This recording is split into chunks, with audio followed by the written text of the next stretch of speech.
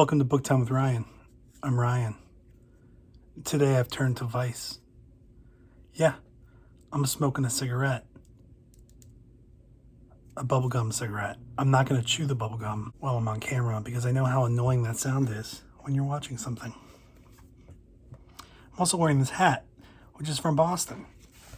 Although it's shipped from Pennsylvania. It is a Boston Scally Company cap. Just feels a little criminal-ish, so I decided to wear it today. Why am I smoking cigarettes and wearing Boston crime hats? Because I'm going to be talking today about The Professional Thief by a professional thief. This is an astonishing revelation of criminal life. It was annotated and interpreted by Edwin H. Sutherland. Yes, Edwin H. Sutherland, who was very important to my library. One of my most important books, and certainly my rarest book, is by Edwin H. Sutherland. Edwin H. Sutherland was a criminologist. He was a sociologist. He's really the father of criminology in the United States. He came up with the term white-collar crime. He came up with the theory of differential association. This is one of his earlier works, and I've had it for a little while, but I've been kind of waiting to read it. This actually was a perfect time to read it because the last review that I did was on Angel Maker. And the character in Angel Maker is a thief. He's a criminal. This book was written by a criminal named Chic Conway. It was written in 1930, but it was published in 1937. Chic Conway died before it was published. And then it was annotated, interpreted by Edwin Sutherland. Sutherland forwarded the manuscript to a number of different criminals, many of them anonymous criminals, who reviewed the text. And when they agreed with it, cool. When they didn't, they commented on it. And there's a lot of footnotes in the book that are based off of those comments from other professional thieves, criminals. I thought it was very interesting. My copy is the fifth impression. It's from 1956.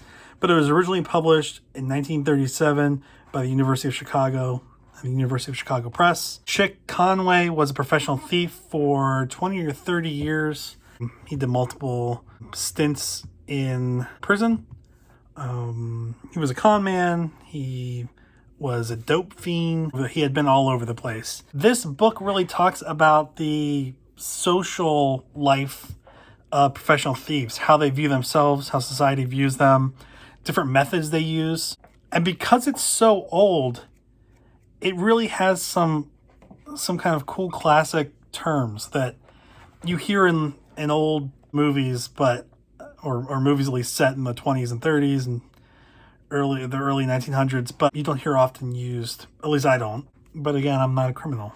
Or maybe that's not again. I'm not a criminal. I just want to make sure that's well known. And then in the back of it, it has a glossary that talks about different terms that you saw in the book. I'll go through some of those. Some of the different terms are like cannon, like a cannon that you would see in the Civil War, a cannon. Cannons are pickpockets. It's the pickpocket racket and a member of a mob that engages in the racket of picking pockets. Why are they called cannons? There is a Yiddish term, I guess, called Gunif, and I don't know how to pronounce that. And it stands for thief. And it was supposed to be derived from Yiddish, Gunif. They shortened that. Criminals started shortening Gunif to gun. And then at some point, it transformed from a gun to a cannon, a big-time gun. At this time, they were still calling pickpockets guns, but they also called them cannons.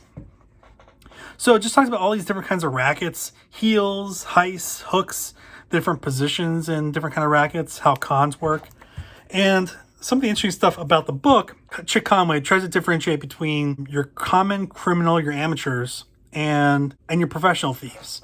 Although when I was reading it, I would think of some of these crimes as being pretty amateurish. Like I don't think of pickpockets as being a very complex approach, but it's a different time.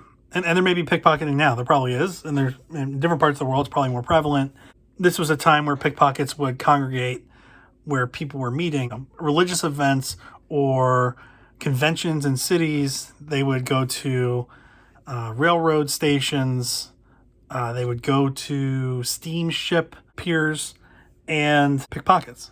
So that's kind of something that I would think is minor, but apparently they were making a lot of money doing this. Some made so much money, had some really big time payoffs that they were able to just kind of retire from it. But most didn't. Most of them would burn their money and waste it away and then have to go back in to do more criminal acts, acts of theft. So it goes into that. It goes into conmen. If you're not aware, conmen, the con stands for confidence. And it's because these people would gain your confidence. They weren't people that you would scared off by. These are people that are very nice. They make you want to hang out with them. They really exude a confident, attractive approach to things. People want to be around them. People want to be their friends. People trust them.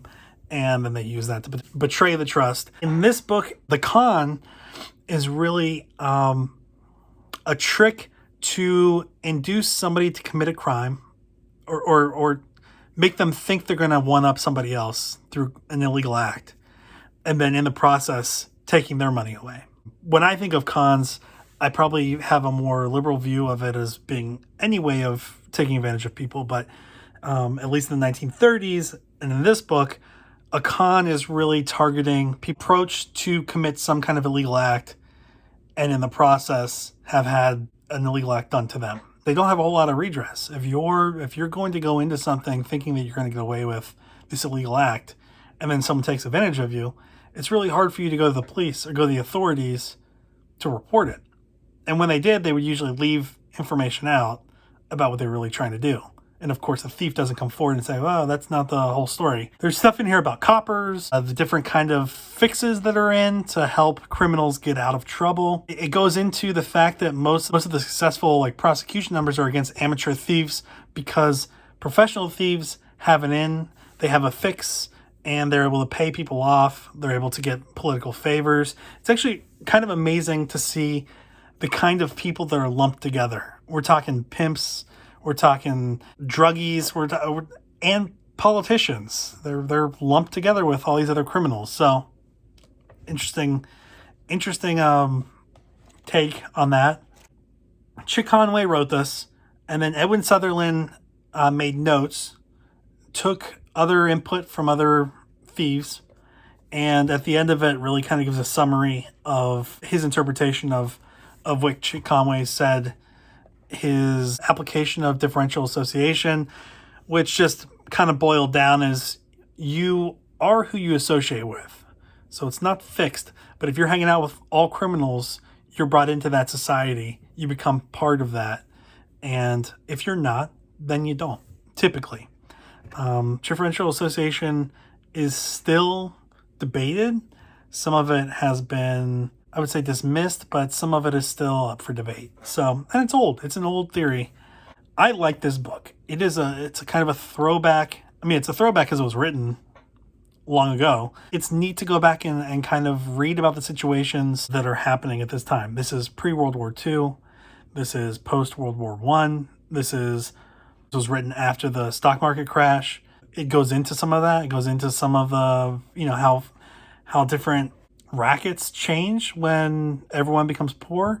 It goes into how the criminals in different rackets target people, how some don't target workers, the slave class they call it, because they feel like it's taking advantage of a working person who really relies on that money for their family, while pickpockets don't make that differentiation. They will take advantage of anybody who seems like a good mark. 1930, 1937, it's a different environment. Federal prisons, state prisons, jails, the kind of stuff that police coppers could get away with, the kind of things that judges and politicians regularly did that now would be, I think, often front page news, although not always. It's nice to go back and read older books, nonfiction, and really try to think about the time period that this book was written and the events that were going on then. I recommend it. I think it's just cool to read this stuff. It has bibliography in the back, and there are a number of other first-hand accounts that I kind of want to look into from the early 1900s and late 1800s. It's a nice change. It worked out really well after reading Angelmaker, reading about a fictional criminal, professional criminal, to go and actually read an account of professional thieves, professional criminals by an actual professional criminal, Chic Conway, and then to have that text annotated and interpreted and reviewed by Edwin Sutherland, a criminologist and sociologist who was very important in the United States, whose impact in those areas continue to this day. So check it out. Even if you don't want to read The Professional Thief, and I don't even know when they stopped printing it, but you can find it on. It's not expensive. Even if you don't read The Professional Thief, consider reading some of those old books, some of those old non-classics that give you a taste of the period that it was written in. So that's what I read. I'm going to switch over to nonfiction here soon. Before I read this, I had read Angelmaker, and then I read The Breath of a Whale. This was from my wife, and I mentioned this in my last video, but this is by Lee Calvez. This is just her life of being a naturalist, her interest in whales, her experience with different kinds of whales. She talked about humpback whales and orcas, which I've read about.